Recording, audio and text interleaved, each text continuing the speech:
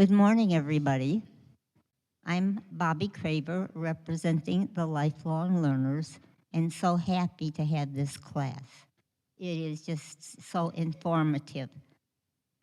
I'm going to introduce a man that you all know, John Schilling, who does so much. He has so many jobs. I couldn't do it, so I'm glad it's him. Thank you, Bobby. I appreciate that. So, welcome to the second week of How It Works, Part 3. We are excited to be here and share a little bit about us. So, just a recapper from last week, we kind of explored the core elements that make Beatitudes thrive.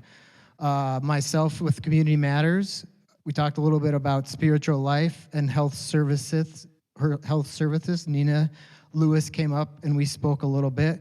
We narrowed it down through the lens of holistic wellness type stuff last week.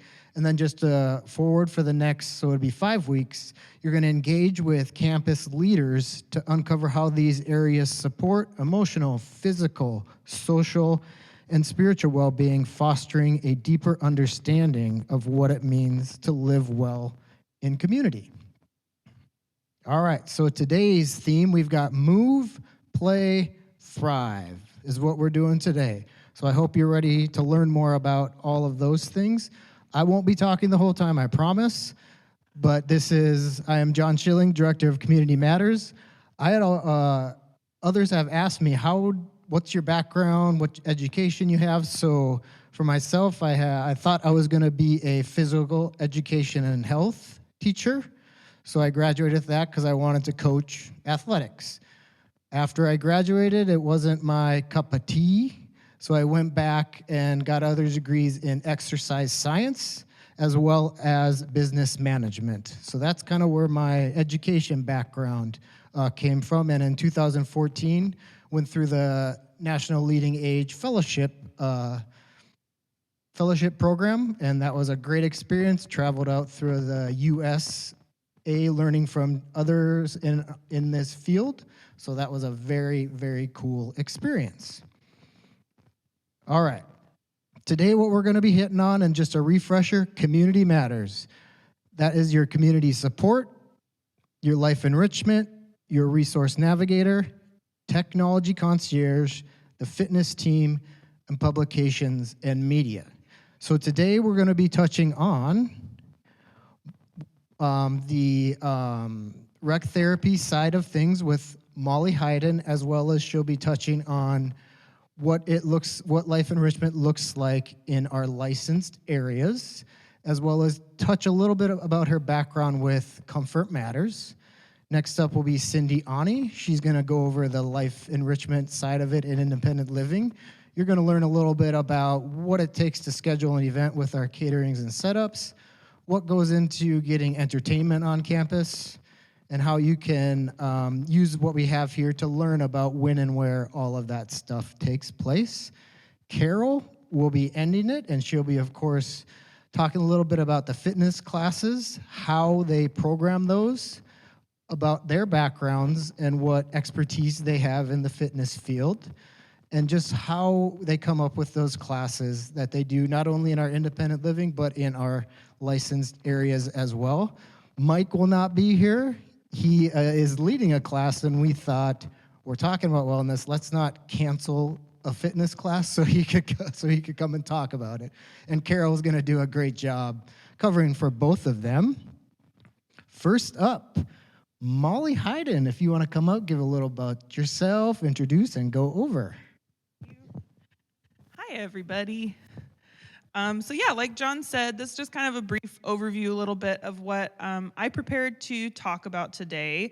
So touching a little bit more on that wellness that we kind of talked about last week and balance in wellness, talking about recreational therapy and how we're trying to kind of bring it more predominantly to campus. I do have a lot of work experience with the Comfort Matters team, which I'm always happy to talk about, and sharing that coaching experience that I have and how that applies here on campus. I'm sure Tina is going to share lots more about the whole Comfort Matters program moving forward, but I'll give you just a little snippet about what I do.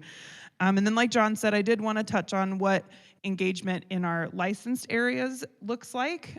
For those who don't know, before I took this role, I worked in the care center for the last 6 years. So that's kind of my bread and butter, where my heart is on this campus. So it's near and dear to me, and I'm always happy to talk about it.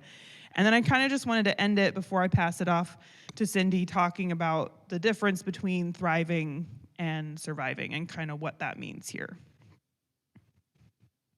So again, touching back, I know we had a slide very similar to this last week, kind of what those dimensions of wellness are and what drives us here on campus. So these are kind of the areas that our team across campus looks at when we are approaching any element of our work.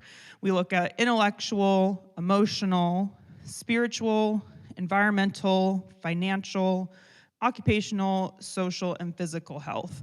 And that's just our driving force. And John said something really good last week that I don't think I can perfectly summarize, but I thought it was so well said, that wellness is not being, free of illness or in perfect optimal health. Wellness is personalized and different for every person. And what I may consider wellness and healthy may not be what you consider wellness and healthy, and that's okay. And that another part of our job is making sure we're meeting your definition where you are, rather than forcing one upon you. That's never our intention. And a thing that I thought about when I was thinking about wellness is the story that is taught in Buddhist teachings about the sitar string. I don't know if anyone's ever heard this story before, so I'll give it real quick. But the idea is that a gentleman who was a sitar player came to the Buddha and said, I'm having a hard time with my meditation practice and focusing on how to do this, how to meditate well. And the Buddha gave this example of what happens if you play a string that's too tight, and the string will snap, right? That's what will happen. And what happens if you play a string that's too loose? No sound comes out. So this idea that to achieve something, it can't be too tight or too loose, it has to be perfectly balanced. And I like this picture too, because I think that gets back to the idea that some people think of balanced as being equal, right? So going back to this may not be an actual equal pie chart for every person to be well, right? We may have to focus more on our physical health at a point in time instead of our financial health, because that's just where we are. And there's nothing wrong with that. To me, expecting our wellness chart, if we're going to call it that, to be totally equal and never changing is not very realistic. So having that flexibility and adaptability is really a huge part of what we're trying to do here. And it's a huge part of recreational therapy. So for those who don't know, I am a certified therapeutic recreation specialist. I don't say that very often because it's kind of a mouthful. The acronym is CTRS, but if you don't know what that is, it's not very helpful. So I am certified through the National Council for Therapeutic Recreation, and I'm also part of the American Therapeutic Recreation Association. So recreation therapy, you can be a recreational therapist without that additional level of certification. You get that through work experience, or you can get it through a school program. And then after you finish that, you have the option to take an extra test if you want to get that certified level on your credentials. And it's not required, but I do find it helpful, and I just think people like to kind of understand that, so I wanted to share that with you guys. And then just to kind of break down rec therapy, it can get really medically and messy in the definition, so this is kind of my reworked definition. But the core principles of it is using leisure and play and recreation as a way to heal, or a way to restore ourselves. I really liked this: restore, remediate, rehabilitate, or reimagine. And this idea that all of us have things that bring meaning and happiness to our lives, and we're all changing every day, and so the way that we can access those things sometimes has to change. So the goal of a recreational therapist is to work alongside the individual, figure out what their goals are, and say, how do we keep you doing what means something to you? what brings you joy, what brings you purpose. And that's just really our driving force. Traditionally, we work in more clinical settings like nursing homes, day centers, that kind of stuff. There's also a lot of rec therapists who work in veteran services, with kids with disabilities, all that kind of stuff. But we're kind of trying to reimagine that here, which I think is really cool. John is giving me the opportunity to try to kind of bring this outside of the more clinical licensed areas and bring it out to all of you on the campus. So this is a newer thing we're offering. I'd love more takers, so if you're interested, please reach out. But what we're trying to do is offer this kind of program that follows the process that's set up through recreational therapy. We call it the API process in our practice. But this is essentially what it is that we'd have some sort of consultation together where you'd share something you feel is a barrier to doing something that you love. Maybe it's a physical change, maybe it's time management, maybe it's access to the kind of space you need to do the type of activity. Say you're like a big outdoors person and that's getting harder to reach to, so transportation can be a challenge. We'd get together, we'd talk about whatever it is you're trying to do. And then we'd make a service plan together. We'd list out what are the obstacles that are keeping you from doing this, and what are the strengths that you have that could actually make this more attainable than you think it is, and what things do the campus have that can help you, and then what things off campus could help you. So we just kind of explore all the different options. Then I would kind of give you a little bit of homework and say, here's the plan. Try it out for, I always like to start with 2 weeks, because that first week, we're still learning and getting our bearings. I don't think we're perfect the first week. 2 to 3 weeks of trying that plan out, and then having check-ins to say, how's it working? What are you finding about this plan? And then we would modify it. And we can keep this process up for as long as you'd like. Say you want to meet for 6 months, once a month for 6 months. And as it goes, we might change it, because it might get easier or it might get harder, and we might need to adapt that. But trying to find that balance for you in engaging in the thing that means something to you. And then another thing I gained here at the campus that really affects the way that I approach recreational therapy services is the Comfort Matters program. Again, I'm trying not to get too heavy-handed with the Comfort Matters stuff, because that's for Tina to talk about. But what I do through that I help out with, is I do consultations.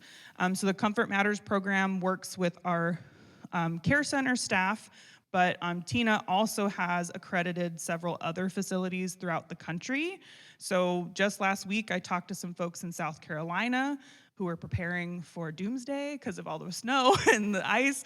I talked with them. I've talked with folks in Florida, folks in New York, folks in Kansas. So there's facilities all over the country. But I hop on to these things called coach calls, where they have a time to ask questions about best practices, about residents who may be struggling, about how to improve their service plans, and how to implement recreational therapy, even if they don't have a recreational therapist. I also help with reaccreditation. 2 years ago, I got to do that. I went to Kansas with Tina, and we got to observe a facility for a week and give them pointers on what was going well and what needed to change. So that's also something I get to do. I provide lots of extra tools and assessments from that rec therapy standpoint for them to use. We also get to do a lot of research. I know some of you participated in that Boston University study that is still ongoing currently. So Tina gets reached out to by lots of different partners. We also have that Senior Sages program through Mayo Clinic. So those are all things we get to do. And then we also do kind of our own research. We're actually right now working with other facilities that use Comfort Matters to work on a best practices for falls. And then we also have another one happening here too, which is great. So there's lots of different things going on with that. And then just my little plug that I like to share. Comfort has taught me a lot, and I think it can teach all of us a lot. And it definitely plays into recreational therapy. Looking at what brings you comfort is really important, and understanding comfort is really important. And the biggest thing I've learned from Comfort is that it helps you see the person, not just the diagnosis or the obstacle you may be working with. It also gives you the ability to understand communication that may not be verbal. Specifically, Comfort Matters is designed to work with people who have trouble thinking, and they may not always have the ability to verbalize what they need anymore, but they can communicate so much through their actions and through their body language, and learning how to decipher that or translate that is a really important skill. Going back to basics, like, are they warm? Are you hungry? You know, it's kind of, I was just talking to some ladies in the back about my son and how he's had a rough few days, and it's like anytime he's upset, I stick him in the bathtub, and it's like everything is fixed in the world. And I kind of relate to that. I'm having a bad day, I get in the bathtub. So, you know, going back to those base things that make us feel better, like sitting out in the sun for 10 minutes in the quiet, or listening to your favorite record on the record player, those kinds of things bring us the most comfort in their most base form.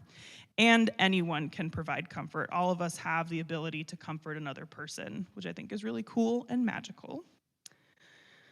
And then touching on the licensed areas, I'm not going to talk as much about independent living because Cindy's going to do that next. But just to give you a little peek into our licensed areas, just kind of basic things in case y'all are newer. The healthcare center does have 3 floors. We have a life enrichment specialist on each of those floors, dedicated to each of those spaces. Our Virginia Piper Residences, which is our 2nd floor, is technically licensed as an assisted living building, which I think gets a little confusing for folks because it's over here and Plaza View's over there, but they are under one license together. So that is a difference to just keep in mind. And then Sierra Springs is our 3rd floor, and Vermilion Cliffs is our penthouse suite, our 4th floor. And those are both our long-term care floors. So between those floors, I think there's 75, does that seem right? 75-ish, 80 people living in that building.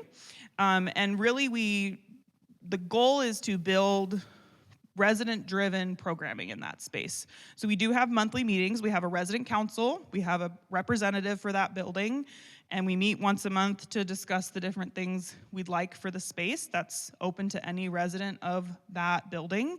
And then we also do a food forum with our dietitian, Lori Eddings, and they always have lots of feedback there. And we also look a lot at the way we deliver our engagement. So some folks love a group. It's like, get me with my neighbors, that's all I want. We also have a lot of people that are not super keen on that. We have people who like to do their own independent engagement. They like to do it one-on-one with another person, maybe 2 other people, but getting past that number can be a little overwhelming or just not what they're into. So there's a lot of one-on-one engagement or providing things so that they can engage in something independently at their pace. And then we also really try to get off our neighborhoods as much as we can. That can get tricky logistically just because there's a lot of people, and getting from this side of the campus over to that side of the campus can become a challenge. We're always exploring ways to address that. But a big thing that we do in that building is we do inter-floor programming. So a couple times a week, we grab folks from all the floors, get together on one floor and do an activity together so that we're all spending time, can see some faces we maybe don't see as often.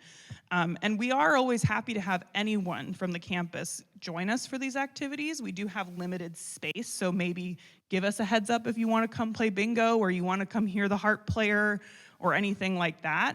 But we love it when you guys want to come and hang out with us, and they really love it too. So never feel like you can't come on by and see us.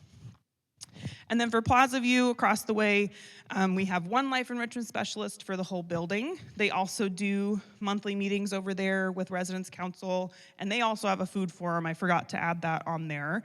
And then a new thing that Jackie has started doing is she has a new resident Q&A group once a month, which has been really cool.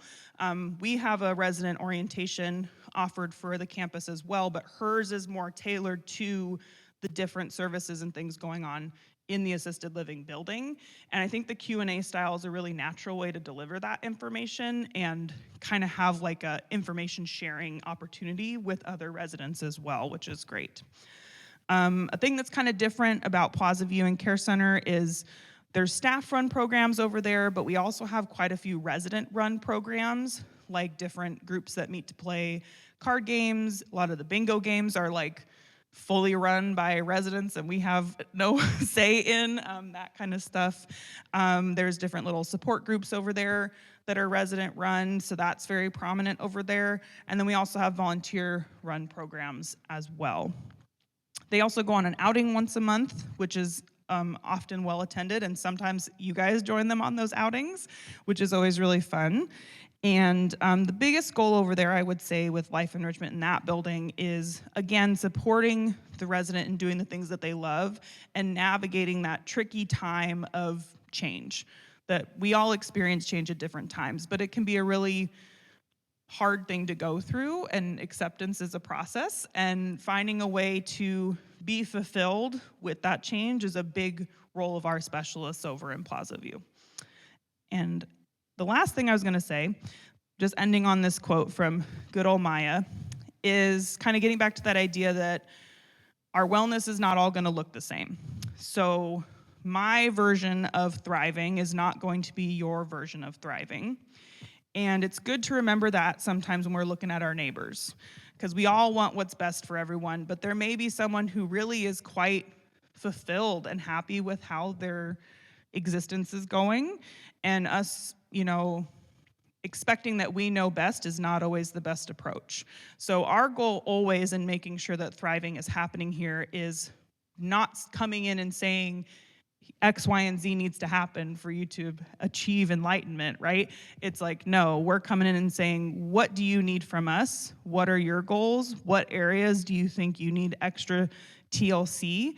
And then making a plan from there. So keeping that in mind, that thriving is personal and it's not a one size fits all. And I'm going to hand it off to Cindy now. I always get to follow the tough acts. Okay, that's my picture up there. Real quick, my background. I have a degree in architecture. How did I end up here? The economy crashed in 2008. There were no jobs. I had a friend who ran an adult day center. She needed someone to fill in for 3 months for someone on maternity leave, and I was there for 12 years. 3 promotions later, it was, yeah, and actually she never did come back after maternity leave, but so then the COVID happened. They hired someone who basically, it ended up closing the place. So I ended up here, which is great because I love what I do. We are going to touch on, easier to do it this way, how you can get involved in planning and making the decisions for the exciting things we do here. Your ideas come to life, the calendars, advertising, room reservations, catering and setups, and how this is, I would say the vast majority of programs we have on campus are resident-driven. We'll get to that. My specific title is Life Enrichment Specialist, Independent Living. Enrichment is defined as the action of improving or enhancing the quality or value of something, in this case, your existence here. I am here to help plan and facilitate programming that enhances your quality of life. But I can't do that without you telling me what you need. So our outings, we do outings every Tuesday and Thursday of the week, although technically the second Thursday belongs to assisted living, so they decide where they're going to go, and you are allowed to go along. We meet the first Thursday of every month at 10 a.m. in the administration boardrooms. Anybody's welcome to come. You can come every meeting, or if you just have an idea of something you really, really want to do, you really want to get it on the calendar, come to the meeting. That's probably the best way to do it, although you can also slip me a note. You can meet with me at Sundays with staff, where I often get lots of ideas from you all. So you can call me, you can email me, lots of ways to get your ideas heard and on the calendar. Okay, here's what you need to know about going on outings. You have to call me to put your name on the list. Well, that's one way. And my phone number's right here. My phone number's in the directory. The extension is 18473. or you can add yourself to the list using your Uniguest app. Do you have yours up? Your Uniguest app. There is an events section. You click on events. Yeah, that doesn't look like mine. They're all different. Go to your events section, click on the day, find the activity, you click on it, and then you can just add your name to the list. If you can't add your name to the list, call or send me an email like Lewis often does saying, oh, Cindy, you forgot to click that box. Ticket fees. Okay, so say we're going to the Wickenburg Museum on Thursday. The fee for the museum entry is $14. So what I will do is pre-buy those tickets so that when you guys go, you don't have to wait in line or anything like it. You just go. And then that fee will appear on your statement the next month. So anytime, if it's lunch, y'all are paying for yourself. Just, bring your money and whatnot. But if it's a ticketed thing, like we're going to the Arabian Horse Show next month or the Science Museum, I pre-buy those and then you just get billed for that. Let's see. Clubs and groups are all pretty much run by you guys and your ideas. Sketch Together, that's only been going on for about a year and a half, and Barb Rutledge came to me and said, hey, I want to do a class in Creative Corner. So you set up the class, and then the days have changed as people evolve or they find there's a better time to do it. Pinnacle, Science and Spirituality, the new hiking group that Carol has started, which is if it's not summertime, the first Tuesday of every month is a hiking outing. And by hiking, we mean a 3-mile walk in a hiking area. We are not trudging up mountains. We are going on the moderate 3-mile loop or whatever, and then we always get to go to lunch. And residents usually love Mexican food, so they can have margaritas after their hike. And Carol and I just sit there going, oh. So any group, Albert Chung is starting a new club, Camera Club. So that slide will be appearing now in front of you. But if you want to start a new group, if you have a topic and you think you have 5 or 6 people who want to get together once a month and discuss something, just come to me. There's a little form you fill out, and we will get you going. We try to offer something for everyone, and if you don't see what you're looking for, we're open to creating it together. Every group on campus is shaped and led by our residents, so you make the call. Entertainment. I coordinate the entertainment for the Saturday happy hours, the monthly birthday parties, special events, and your feedback and participation help me understand what you enjoy most. And your input truly shapes the experiences we create together. So if you go to Saturday happy hour and you love the entertainer, send me an email or leave me a message. If you hate the entertainer, send me an email. Leave me a message. If you're wishy-washy, send me an email. Because the only way I know, I do not usually come down on Saturday evenings. I do come for a lot of our Saturday afternoon shows. So I don't see what the entertainer is doing. So it's up to you to let me know, and then I will schedule them more or less, or talk to them and say, hey, residents loved you, but you were a little loud, or next time do this, or could you do that? And all the entertainers have taken that really well when I give them feedback. If you have suggestions for future entertainment or thoughts about a recent performance, again, call me. But a lot of times people will come to me and say, oh, I know this person. Well, hey, give me that person's number. We are open to all forms of entertainment here. Although we do seem to have a whole lot of white guys with guitars. They retire and they need something to do, so they come down here and they sing for you. But anything, white guys with guitars, blue ladies, who want to belly dance, whatever, we'll find a space for them. We also plan special events, things like our theme dinners, like we had the luau. We do a street fair that happens twice a year in conjunction with marketing. Marketing usually picks the date and the theme, and we do the decorating and the vendors. We do special musical guests, like we had Brandon and his harpsichord. I often pick up the phone, and it's someone I don't know saying, "Hey, I want to bring my harpsichord and play for you." Cool. What's a harpsichord? Turns out I actually knew Brandon after we talked on the phone for a while. And like next Saturday, I think it's February 7th, we have Gustavo Ramos, who's coming to play his romantic classical guitar. So any of those weekend shows, the Humane Society's coming at the end of February, and they are bringing furry guests with them. So I plan those sort of things. Speakers on topics of interest. This year is the 250th birthday of America. So far I have 3 speakers coming in May, June, and July to talk about Americana and topics like Will Rogers or George Washington. Just get us, going, yay, America.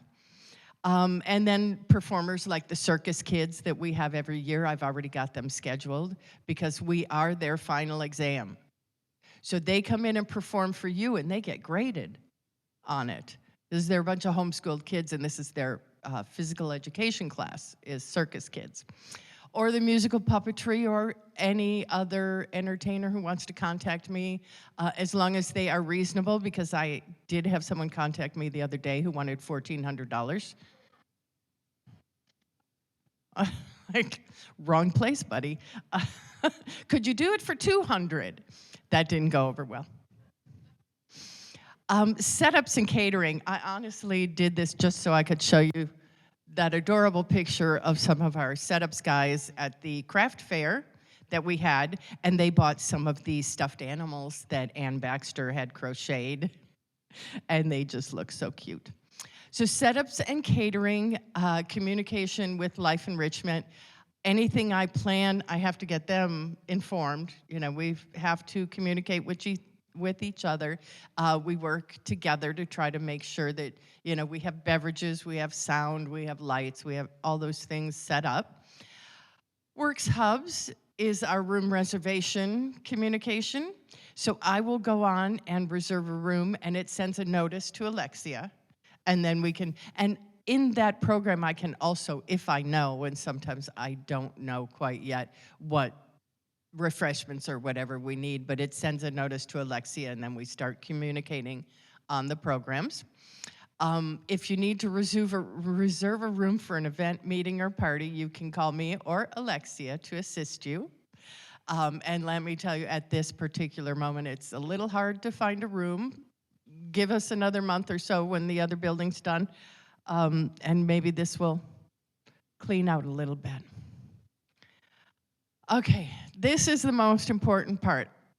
I don't know how many times I've gotten a phone call saying, I didn't know about that. Well, we have numerous ways for you to know about that, but they're not, actually they are delivered to your door, the calendar. Come to think of it. But the event and outing information is posted on your building bulletin boards. Now, if you're in Plaza North or Plaza South, that's really easy, because in Plaza North, every floor has a bulletin board near the elevators, and that's where I post the flyers. And then down on the first floor, there's also a bulletin board. I post them there. Plaza South doesn't want them on each floor, so they go in the elevators and on the first floor only. But if you're in the elevator, just take a look.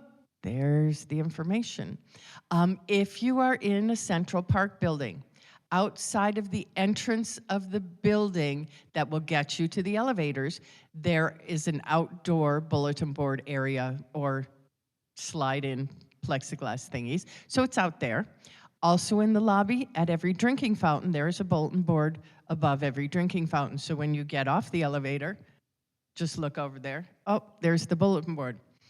If you happen to live on the first floor of one of those buildings, you have to seek the information out.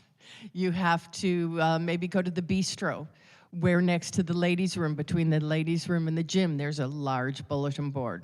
Okay, down on the east side is where I post all the flyers for things that are happening.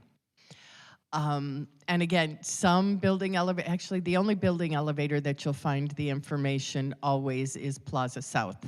I did put some in Plaza North last week because for some reason I had extra. And if you're in the patio homes, it's right by your recycle bins. So if you're taking stuff all the way to the west side where there's the recycle bins, there is a bulletin board there. It's in your weekly Roadrunner.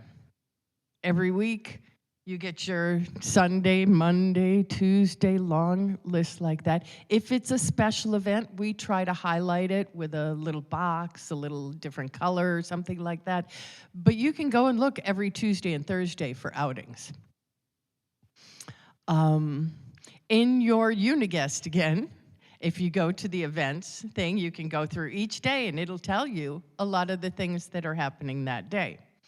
Then you get a monthly calendar, which is 99% all there, but every once in a while, I will get information after she's already printed the entire month's calendar, which is why every week we have something in the Roadrunner, because if it comes up after the printing of the big calendar, it will be on the weekly calendar.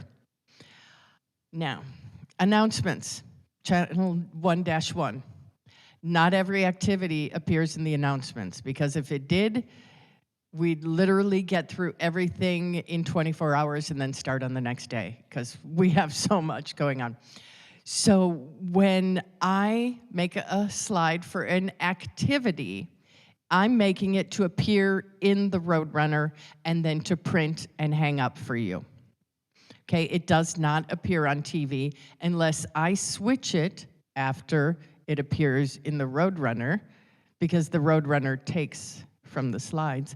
Then I can switch it to an announcement, or I'll make 2 slides. If it's something special, I'll make an announcement slide so that couple of days, a week before, it's running on TV as a reminder to you guys that something's happening. Kind of like I just did a slide for all the happy hour entertainers next month. That'll run beginning of February, just so you can see and go, oh, my favorite's going to be here the 3rd Saturday. Slides for the next month's outing and events are put up at the end of every month. So basically, I'm planning to do it tomorrow morning, which probably means Thursday morning. Best laid plans. Oh, and I'm done. So here comes Curly. Nice job, Cindy. Hi, everybody. How are you? Most of you know me, right? I got to figure out how to use this. What do I do? Just swipe? Okay. So a lot of things that you guys think about are like, how do Mike and I decide what kind of classes to have? And how do we customize those classes? How do we do what we do, right? What we do, we're involved in a lot of different things, committees, meetings, so not just teaching classes, but we do a lot of other things too, like the hiking club and tea parties and, important things like that. Okay, so let's get to it. Mike and Carol, how we choose our programming. So we kind of ask you guys, what kind of interests. We look at your interests and your needs. And when I started here full-time, there had been an established chair yoga teacher. So that caused me a little stress because everybody loved her. So, sliding into that role for me, I tried to meet your needs and what you were looking for. And I always listen to you guys when you say, oh, I really like when you did that. And, oh, I didn't like that so much. So, and I might listen to that and I might not. But I really listen to when you tell me you like something. We also look at what's your availability. You guys are really busy people, especially those lifelong learning classes. They really get in the way a lot. Some of you know that's my pet peeve. Instructor availability, you know what availability Mike and I have, what other things we have going on, and then room availability, which hopefully that will be changing soon. And we will not be looking for rooms, and you will all know where to find us all the time. Mike's credentials. Mike is awesome. He's a certified personal trainer, and he has so many different specialist certifications that it was too many to list. But he has 5 different specialist certifications. He's continuing on. He's going to get his medical fitness specialist certification. And then he's also looking into getting an Alzheimer's fitness certification. How awesome is that, right? Okay, mine, I am a certified personal trainer. I'm also a certified Blue Zone advocate, and I'm certified in 2 different kinds of yoga, one being Bikram yoga and the other being Yin yoga, and then also Pilates. Continuing education, this year I'm looking into getting a Matter of Balance certification so that I can bring a balance training program to the campus, and a senior fitness specialist. That's my other certification that I'm looking at getting. Customization, how we design our classes. We look for what are the challenges that you guys have on a daily basis. We know balance. Across the campus, we pay close attention to needs. What you guys need, do you need more strength? What kind of coordination moves should we be looking at? Always balance, we're always looking at balance moves. And also we've been looking a lot more at cognitive challenges going on. So we really try to incorporate and give you a well-balanced program. Levels of classes. So because there are so many people that live here and you all have so many different levels of needs and abilities that we really started to break down our classes. So we have 5 different levels. Level 1, you're non-weight bearing. It's mostly seated, and we work on just increasing your mobility, circulation, and a little bit of flexibility. So classes like that would be my assisted pool class. Chair yoga kind of borders between 1 and 2. Trying to think if we have any other level 1. Sit and Be Fit is considered a level 1, but they get pretty busy in that class. I know you guys work really hard in that class.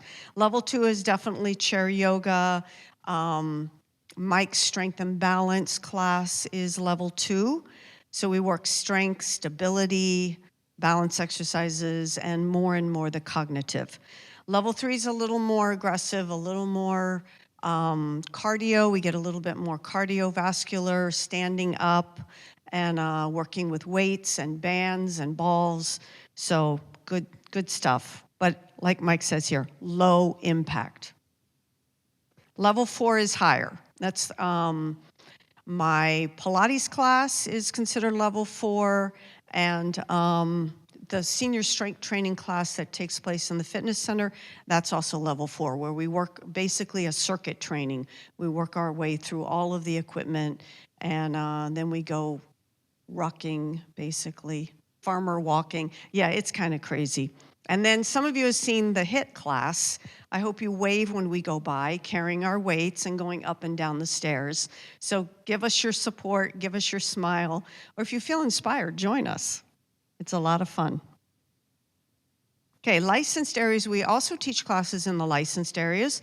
So Mike and I both are in the healthcare center a couple of days a week, and then he's in Plaza View teaching strength and balance twice a week. And when we work in those 2 buildings, we definitely modify our classes. We make them more accessible to the people that live in those buildings. The Health and Wellness Committee, we're an active part of that. I've been going to the meetings there for a couple years now. We work to bring the health fair to you guys every year, and working to bring you more education. I did a whole Blue Zone series, and then also we work to bring like a cardiovascular doctor who did a whole presentation on cardiovascular health. So those are some things we do with Health and Wellness Committee. And then Nutrition It Matters. I've been part of that committee since its inception with Melinda Barnes as the head of it. And we really focus on how do we bring accessible and healthy foods that taste good to all of you, and educating you in what's better for your diet and what's not, and letting you know what's out there. So we work with the dining a lot to try to bring you some healthier choices on the menu. We also have some resident-led classes. Jerry just started a Qigong class, and then Sit and Be Fit has been led by Bonnie. I think she told me 4.5 years now she has been leading that class. And she ranges anywhere from 25 to 35 people in that class. So it's really, we give her a lot of props. She does a great job. Resident-led, we have some recreational activities. We've got table tennis and darts. Basketball, bounce, and cornhole are both part of our Senior Fitness Challenge team, so those, we always promote that. We need you. Fitness Center 101, Mike does a lot of one-on-ones. I do a couple, but not as many. I'm in more a class situation most of the time. We teach, we'll come, if you want to come and learn how to use the equipment that's in the gym, just give us a call and we'll get you in there, we'll get you set up. And Mike's got a corrective exercise program. So if you're in PT or just getting done with PT, he can kind of pick up the ball from there and help you continue with your mobility and your strength. We're working on our fall prevention program. Cognitive fitness, we work that, as I've mentioned, and the Senior Fitness Challenge. We're always looking for new members to help us keep that trophy. Win. Cognitive fitness, brain games. So Mike has a brain games class, and he teaches that once a week. You can look on the schedule. I believe it's Thursdays in Plaza View. And then we're working towards making our campus a more dementia-friendly environment. So that's really part of our movement forward. Cognitive fitness, we incorporate a lot of movement into our fitness classes to kind of get that brain and body working together. Any of you that take my core and conditioning class, you know exactly what I mean. And Phil is in the back nodding his head because he suffers every class with all of my crazy moves. And then we advertise by printing a calendar every month. It's available several locations. Come and pick one up.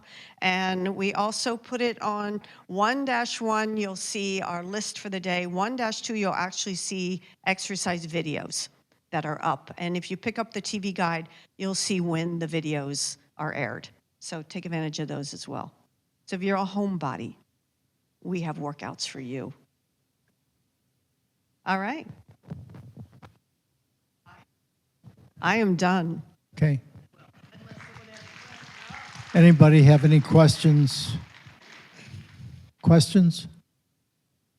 Statements? We got a hand up over here, Phil. Can you raise that hand again? I just want to know what the blue zone is. Carol, what's the blue zone? The Blue Zone, if none of you have heard of it, it is the 5 places that, through research, were found to have the longest lived healthy people in the world. So there's 5 different locations throughout the world, one of them being in Loma Linda, California, which, believe it or not, the United States has a very small community that has some of the longest lived and healthiest people. So, yeah. Anything else? Carol, wondered what level Bonnie's class was. What was that? Level 1 or 2. Oh, level 1 or 2. Where are you? Oh, hi. Oh, Ellie. Yeah, what level is Bonnie's class at 9 o'clock? What level is hers? So she, Oh, Bonnie? Bonnie's 1, maybe bordering a little 2. Because I know she does some sit and stand stuff. But there's no weights. It's just a lot of movement. I have a question about the activities in the healthcare center. How do we find out what's on the schedule?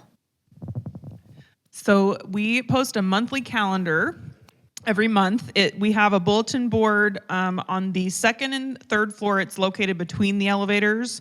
On the fourth floor, there's a emergency device there, so we can't put the bulletin board there. It's above the nursing cart on the fourth floor. So we have an up-to-date monthly calendar there. Each resident gets one for their room as well. And then in the dining room spaces, we have a whiteboard that the specialists or the staff look at the calendar and then write what's happening that day on the whiteboard. And we do, things can ebb and flow and change. And another thing we really believe with those calendars is if we get a group together and start it and it's very clear that everyone's kind of like, this is not the vibe today, we're not going to keep doing an activity just because it's on a piece of paper. What would you do if you could do that's not being done? I was going to say, I can start. I think what would be awesome would be a world or USA travel club where y'all can get, I took yours, where y'all can kind of get together. Maybe it's a cruise, maybe it's gathering a group that wants to go on Vegas or somewhere. That type of club, I think, would be very, very cool to have. I would say I'd love to see more intergenerational programming here. Not quite sure what that looks like, whether from littles to aging out of foster care. I would love to see much more of that. So, I guess this answers, we're tipping our toe in doing this. In March, we're going to host a local author who's publishing her first children's book. And it's an event that's for the wider community and as well for this community. And I want to do more of that, looking at how do we support our local economy, our local creatives, our local everything, businesses, and how do we bring it here and how do we connect the Phoenix community with our campus.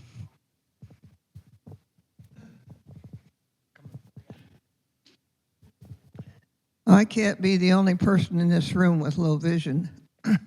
And I think that you do read it off of schedule, but I think it's at 9 o'clock in the morning. And I think maybe that's too early for some people, but for some of us, we're gone by 9 o'clock in the morning.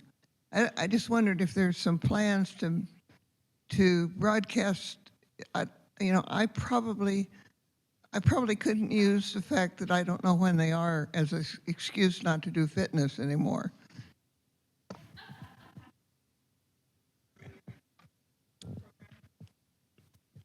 Earlier programming in the day, is that what you're asking? Or is reading of what's happening on the day at some point earlier in the day? Okay, that's a good idea, really good idea. Before we close it, thank you for the questions. And then just a little closing, you could tell we have lots of things happening, right? But what we try to do every other week as a team is come together, whether that just be an open-ended question that we can all discuss, or if we have things that we're struggling with figuring out as a team, the Community Matters team, we can work through those together. To do that so we can at least bring us all in one location so we're all able to use each other's skills to build upon what we're doing here. And then we just started a new, every week, looking back through some of the events that are happening on campus, whether that be some falls that are going on, other type of events, and that team comes together weekly to brainstorm if there's things that we can be doing to help support that type of stuff, or just kind of get it on our radar so we can start working towards helping those events, falls, different things like that. Anybody else? And next week, Des and Nina. Des looks very excited for next week. They are going to be working together and talking about changing needs, steady support. So that is 1 week from today at 11:30 is your next class.